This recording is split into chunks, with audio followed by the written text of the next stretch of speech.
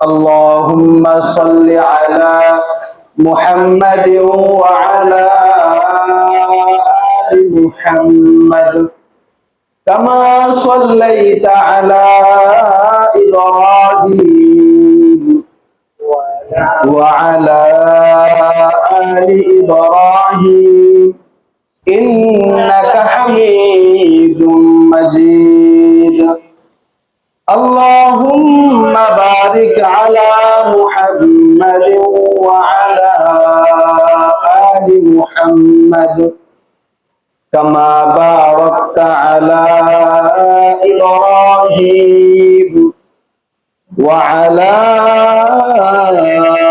آل إبراهيم إنك حميد مجيد আলহামদুলিল্লাহ আল্লাহ পাক মহান রব্বুল আলামিনের কাছে হাজারো লাখো কোটি শুকরিয়া যিনি আমাদের সকলকে আজকে পবিত্র শুক্রবার জুমার দিনে আমাদের সকলকে পবিত্র ঘর মসজিদে আসার বসার দুনিয়ার সকল কাজ থেকে আমাদেরকে ফারেক করে বিরত করে আল্লাহর হুকুম জুমার নামাজ আদায় করার জন্য পবিত্র শুক্রবার জুমার দিনে আমাদেরকে পরিপূর্ণ সুস্থতা রেখে তার পবিত্র ঘর মসজিদে আসার বসার কোরআন এবং হাদিসের গুরুত্বপূর্ণ কিছু কথা বলা এবং শোনা এবং সেগুলোর উপর আমল করে নিজেদেরকে পরিবর্তন করার তৌফিক আমাদের সকলকে দান করেছে। এজন্য আমরা সকলেই অন্তঃস্থল থেকে হৃদয়ের সবটুকু ভালোবাসা উজাড় করে আমাদের সে মালিকের শুকরিয়া আদায় করি। সকলেই বলি আলহামদুলিল্লাহ। পবিত্র শুক্রবার জুমার দিন, আজকের এই দিনটা আল্লাহ রাব্বুল আলামিনের কাছে অনেক পছন্দের একটা দিন, ঠিক না? সপ্তাহের মধ্যে শুক্রবার দিনটা আল্লাহ তাআলার কাছে একটু বেশি গুরুত্বপূর্ণ, বেশি সম্মানিত। এজন্য অন্যান্য দিনের তুলনায় শুক্রবারের দিন আমল করলে বা শুক্রবারের আমলটা বেশি এবং তার সওয়াবও বেশি। এজন্য আমরা যারা মুসলমান আছি আমাদেরকে পবিত্র শুক্রবার জুমার দিন, এই দিনকে যেহেতু আল্লাহ রাব্বুল আলামিন সম্মান দিয়েছেন, এই শুক্রবার জুমার দিনকে মর্যাদাবান করেছেন, আমরাও যেন এই শুক্রবার দিনকে মর্যাদা দিতে পারি, সম্মান দিতে পারি, শুক্রবার দিনে যেন আমরা বেশি আমল করতে পারি, সেটাও আমাদেরকে চেষ্টা করতে হবে, ঠিক কিনা? এই জন্য পবিত্র শুক্রবার জুমার দিনে সপ্তাহে একদিন হলো শুক্রবার, আর বৃহস্পতিবারের দিবাগত দিন গিয়ে রাত, শেষ রাত যখন হয় শুক্রবার পরে, অন্যান্য সময় অন্যান্য দিনের শেষ রাত্রে নামাজ পড়ে আল্লাহ তাআলার কাছে দোয়া করলে যতটুকু কবুল হবে, বৃহস্পতিবার রাত শুক্রবারের দিনে যদি কোনো মুসলমান শেষ রাত্রে আল্লাহ তাআলার কাছে দোয়া করে, তাহলে তার থেকে বেশি গুরুত্বপূর্ণ হলো এই শেষ রাত। সুবহানাল্লাহ। এজন্য আল্লাহ রাব্বুল আলামিন এই শুক্রবারের দিনকে স্পেশাল করেছেন, গুরুত্ব দিয়েছেন, দামি করেছেন, যাতে করে আমরা মুসলমান এই শুক্রবারের দিনে একটু বেশি আমল করতে পারি এবং আল্লাহ তাআলার প্রিয় একজন বান্দা হতে পারি। এই কারণে আমাদের সকলকে পবিত্র শুক্রবার জুমার দিনে ফজরের নামাজ পড়ার পরে আমাদেরকে মাথায় রাখতে হবে যে আজকে পবিত্র শুক্রবার জুমার দিন। আমাদেরকে আগে আগে সব কাজ ছেড়ে দিয়ে সব কাজগুলোকে গুছিয়ে আমার মাথায় একটা টেনশন থাকতে হবে যে আমাকে আগে আগে জুমার দিন একটু আগে মসজিদে যাব, কোরআন এবং হাদিসের কিছু গুরুত্বপূর্ণ কথা শুনবো, সেগুলোর উপর আমল করার চেষ্টা করব। এই নিয়তে সকাল থেকে আমাকে প্রস্তুতি গ্রহণ করতে হবে। এবং জুমার যখন বয়ান শুরু হবে তার আগে আগে আমাদেরকে এসে বসে অপেক্ষা করতে হবে, যাতে করে সম্পূর্ণ কোরআন এবং হাদিসের কথাটা আমি যেন ভালো করে মনোযোগ সহকারে শুনতে পারি ইনশাআল্লাহ। যদি এরকম ভাবে আমরা নিয়ত করে শুক্রবারে মসজিদে আসতে পারি তাহলে আমাদের ফায়দা হবে। তাছাড়া যদি আমি শুধু নামাজের সময় আসলাম, খুতবার সময় আসলাম, এসে 2 রাকাত নামাজ পড়ে আবার চলে গেলাম, তাহলে এই নামাজের দ্বারা আমার আপনার কোনোই ফায়দা হবে না, কোনো কিছুই ফায়দা হবে না।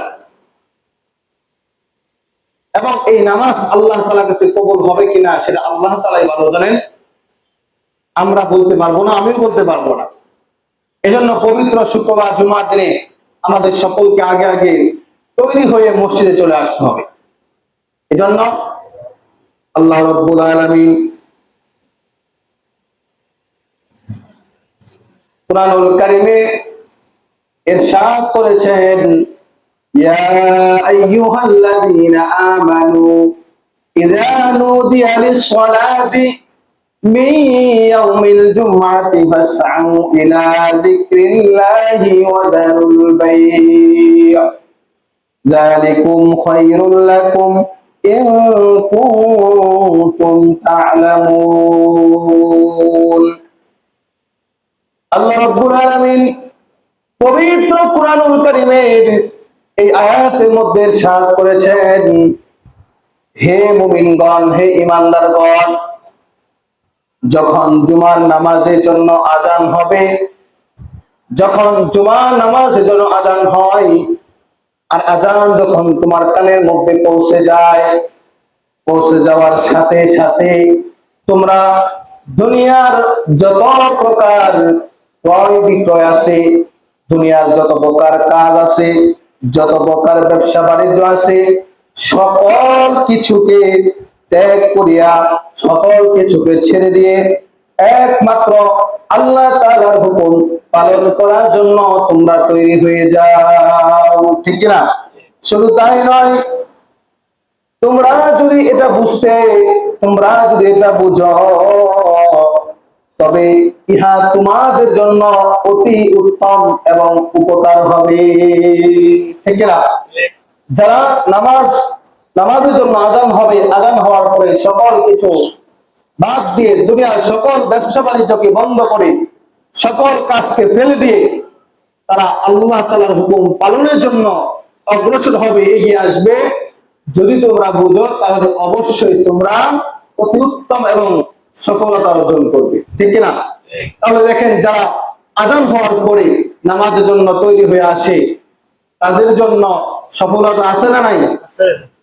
তারা যে পরিমাণ সব আল্লাহ তাআলার কাছে পাবে এবং আল্লাহ তাআলার কাছে যতটুকু প্রিয় বান্দা তারা হবে, যারা আসবে না, যারা নামাজ পড়বে না, তারা কিন্তু আল্লাহ তাআলার কাছে ততটুকু প্রিয় এবং পছন্দনীয় হতে পারবে না। ঠিক না? এজন্য আমরা সকলেই আগে আগে মসজিদে আসার চেষ্টা করব ইনশাআল্লাহ। তারপরে আমি পবিত্র হাদিসে পাক থেকে যে হাদিসটুকু তেলাওয়াত করেছি, আল্লাহর হাবিব বিশ্বনবী রাহমাতুল লিল আলামিন পবিত্র হাদিসে পাকের মধ্যে ইরশাদ করেছেন, আদ-দুআউ মুফুল ইবাদা। আল্লাহর হাবিব বলেন, দোয়া হলো সকল কিছুর মগজ। ঠিক না? দোয়া হলো ইবাদত, সকল কিছুর মগজ। আপনি যদি ভালোভাবে সুন্দরভাবে দোয়া করতে পারেন, আপনাকে আল্লাহ তাআলা দিতে অবশ্যই অবশ্যই বাধ্য। ঠিক না?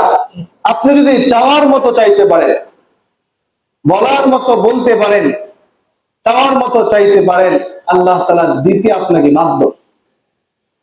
কিন্তু এখন যদি আপনি চাওয়ার মতো না চাইতে পারেন, যেভাবে চাইলে আপনাকে আল্লাহ তাআলা দিবেন, যেই অনুযায়ী যেই সিস্টেমে আপনাকে চাইলে আল্লাহ তাআলা আপনার চাওয়া পাওয়া আশা সকল কিছু পূরণ করবেন, ওই সিস্টেমে যদি আপনি চাইতে পারেন তাহলে অবশ্যই আপনাকে আল্লাহ তাআলা দিবেন। যারা চাইতে পারে তাদেরকে অবশ্যই আল্লাহ তাআলা দেন, আর যারা চাইতে পারে না, নিয়ম অনুযায়ী সিস্টেম অনুযায়ী তারা চাইতে পারে না, তাদেরকে আল্লাহ তাআলা কখনোই দেন না। কারণ প্রত্যেকটা জিনিসের একটা নিয়ম আছে। আপনি আল্লাহ তাআলার কাছে কোনো কিছু চাইবেন, হঠাৎ করে ইচ্ছা হইলো, মন চাইলো, চাইলেন আর দিয়ে দিবে, এটা সম্ভব? সম্ভব কখনো? সম্ভব না। প্রত্যেকটা জিনিসের একটা নিয়ম আছে। আপনাকে প্রত্যেকটা পদক্ষেপ অনুযায়ী আপনাকে চাইতে হবে। আপনাকে বুঝতে হবে যখন আপনি নিয়ম অনুসারে বুঝে শুনে আপনি যখন চাইবেন, তখন আপনাকে আল্লাহ তাআলা দিতে বাধ্য হবে। এখন আপনি হুট করে একটা জিনিস আপনার মন চাইলো, আপনি চায় বসলেন, আপনাকে দেওয়া সম্ভব না। এটা আল্লাহ তাআলা কেন, দুনিয়ার মধ্যেও সাধারণত দেখেন, আপনার সন্তানই যদি আপনার কাছে হঠাৎ করে এমন একটা জিনিস চায় বসে যেটা আপনি এখন এই মুহূর্তে দেওয়া সম্ভব না, এখন আপনি বলেন, আপনি কি এই মুহূর্তে দিতে পারবেন? আপনাকে সময় লাগবে। বা আপনার সন্তান আপনার কাছে কোনো কিছু চাইবে, তাকে সেই কৌশল করে চাইতে হবে, এমন ভাবে চাইতে হবে যে আমার চাওয়াটা এমন সুন্দর হবে, এমন ভাবে হবে যাতে করে আমার চাওয়ার পরে আমার বাবা মা বা আমি যার কাছে চাইবো সে আমাকে না করতে পারবে। তাহলে দুনিয়াতে যদি এই সিস্টেমটা এরকম হয়, তাহলে আল্লাহ তাআলার কাছেও তো চাইতে হলে একটা নিয়ম আছে, শৃঙ্খলা আছে। হুট করে চাইলাম আর দিয়ে দিবে, এটা হতেই পারে না। আপনি দোয়া করলেন, সাথে সাথে দোয়া কবুল হবে, এটা সম্ভব না। একটা নিয়ম আছে। নিয়ম অনুযায়ী যখন আপনি আল্লাহ তাআলার কাছে চাইবেন, তখন আল্লাহ তাআলা আপনাকে আমাকে যেই চাইবে তাকেই আল্লাহ তাআলা দিতে বাধ্য হবে। কারণ আল্লাহর হাবিব সাল্লাল্লাহু আলাইহি ওয়াসাল্লাম পবিত্র হাদিসে পাকের মধ্যে ইরশাদ করেছেন, যদি কোন মুসলমান পবিত্র অন্তর দিয়ে পবিত্রভাবে অন্তর থেকে আল্লাহ তাআলার কাছে সকল কিছুর জন্য ক্ষমা চেয়ে আল্লাহ তাআলার কাছে দুই হাত তুলে অন্তর থেকে কোনো কিছু তার মালিকের কাছে চাই, আল্লাহ তাআলার কাছে কোনো কিছু আবদার করে, তাহলে আল্লাহ রাব্বুল আলামিন ওই বান্দার দুই হাতকে খালি হাতে ফিরিয়ে দিতে লজ্জাবোধ করে। সুবহানাল্লাহ। তাহলে চাওয়ার মতো যদি কোনো মুসলমান আল্লাহ তাআলার কাছে দুই হাত তুলে চায়, আল্লাহ তাআলা ওই বান্দাকে ফিরিয়ে দিতে লজ্জাবোধ করেন। তাহলে চাওয়ার মতো চাইতে হবে। এখন আমরা অনেকেই এরকম বলি যে আমরা অনেকে দোয়া করি, আল্লাহ তাআলার কাছে অনেক কিছু চাই, কিন্তু আমরা তো পাই না। আছে না অনেকেই? তো কেন পান না? আপনাকে চাওয়ার মতো চাইতে হলে আপনাকে কিছু আমল করতে হবে, কয়েকটা কাজ করতে হবে, তখন না আপনি আল্লাহ তাআলার কাছে চাওয়ার সাথে সাথে আপনি পাবেন। আর যদি ভালো কাজগুলো না করেন, আল্লাহ যে সিস্টেম দিয়েছেন ওই সিস্টেমে আপনি না চান, তাহলে চাইতে চাইতে আপনি মারা যাবেন, এরপরেও আপনার কোনো চাওয়া পাওয়া পূরণ হবে না। ঠিক কিনা বলেন? এজন্য আল্লাহ তাআলার কাছে কোনো কিছু চাইতে হলে, পাইতে হলে আমাকে সর্বপ্রথম যে কোনো ভালো কাজের মাধ্যমে চাইতে হবে। এখন আপনার যে কোনো একটা সমস্যা বা যে কোনো একটা বিপদ, যে কোনো একটা জিনিস আপনার প্রয়োজন, যেটা হয়তো দুনিয়ার কেউ পারবে না আল্লাহ তাআলা যদি না চান। এখন আল্লাহ তাআলার কাছে চাইতে হলে কিভাবে চাইতে হবে? আপনাকে যে কোনো একটা ভালো কাজ করতে হবে। ভালো কাজটা এখন নামাজ হতে পারে, যে আমার একটা চাওয়া পাওয়া আছে, বাসায় হোক মসজিদে হোক, 2 রাকাত 4 রাকাত নামাজ পড়ে আল্লাহ তাআলার কাছে চাইলাম।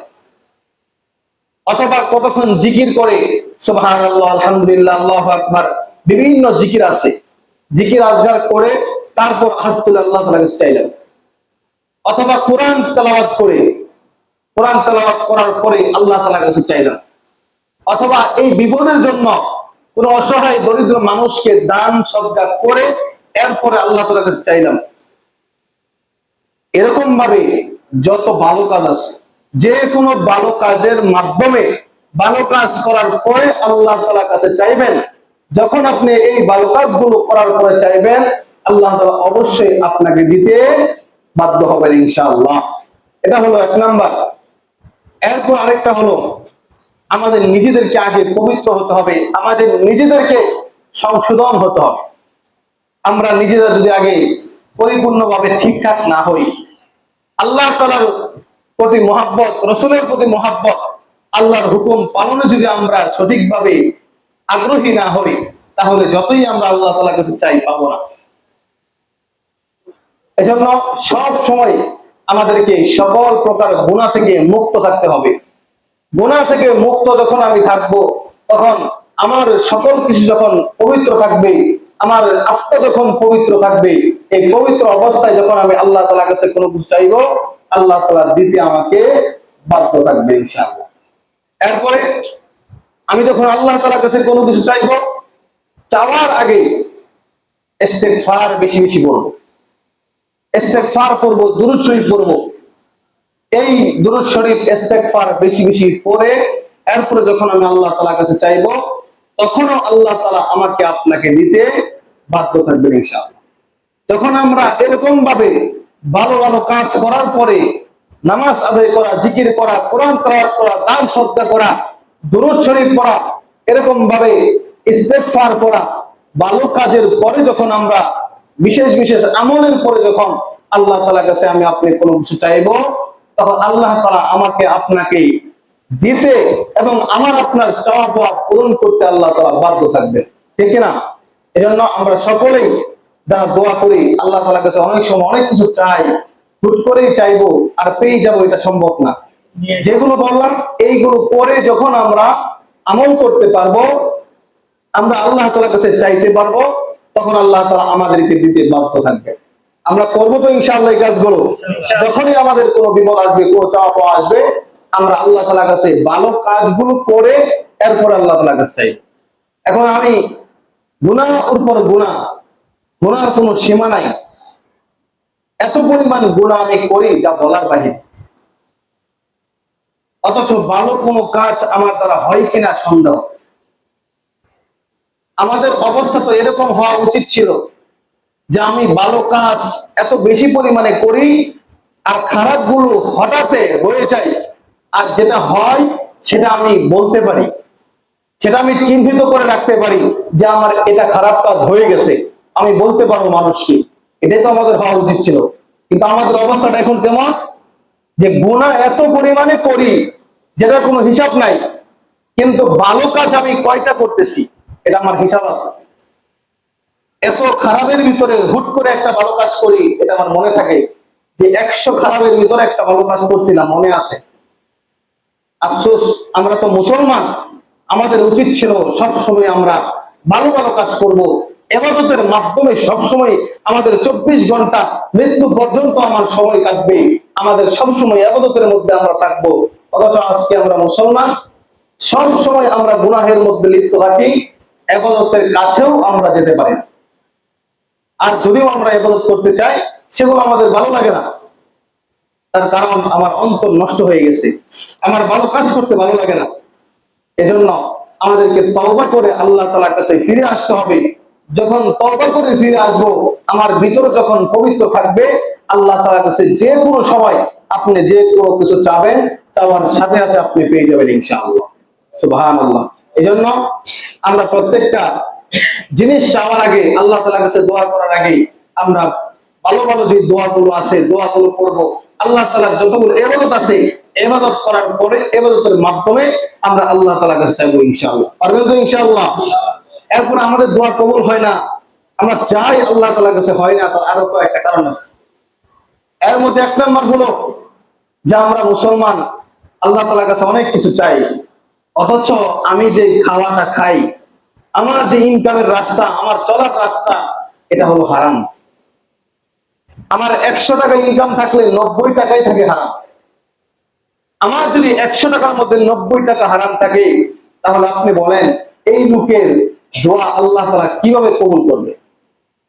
অথচ বিশ্বনবী রাহমাতুল লিল আলামিন হাদিসে পাকের মধ্যে ইরশাদ করেছেন যে কোন ব্যক্তি যদি 10 দিরহাম দ্বারা, 10টি টাকা দ্বারা যদি একটা কাপড় কিনলো, একটা কাপড় ক্রয় করলো, ক্রয় করার পরে 10 টাকার মধ্যে, 10 দিরহামের মধ্যে এক দিরহাম যদি হারাম থাকে, এক দিরহাম যদি অবৈধ থাকে, তাহলে এই 10টা টাকা দ্বারা, 10 দিরহাম দ্বারা যে জামা সে কিনলো, কেনার পরে যে জামাটা সে পরিধান করলো, ওই জামা পরিধান করার পরে যত ইবাদত সে করবে, তার কোনো ইবাদত আল্লাহ রাব্বুল আলামিন কবুল করবে না।